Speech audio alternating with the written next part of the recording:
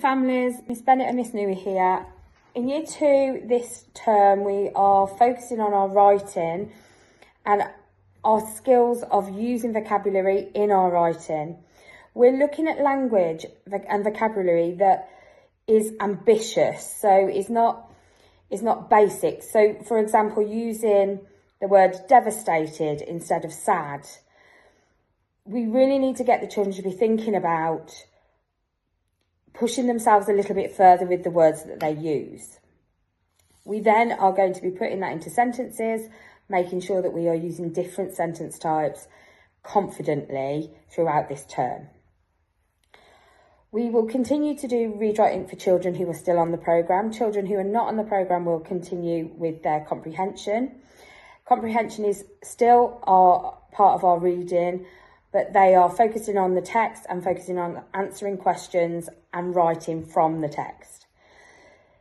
Please, please, please can we ask that you are doing your reading as often as possible and bringing the books into school so that they can be changed. Thank you. And then in maths, we have started learning all about fractions. So we are focusing on a half, a quarter and a third. So just for example, we are looking at a fraction of an amount. So for example, half of 12 is 6, and they would know that by splitting it into 2 parts, and we are finding one of the parts. So 1 out of 2. And then we've also been looking at fractions of a shape. So again, for a half, they've got the whole, and we know we've split it into 2 equal parts. It's really important that they know it's equal parts, and then we're finding 1 half of that. We are also looking at time.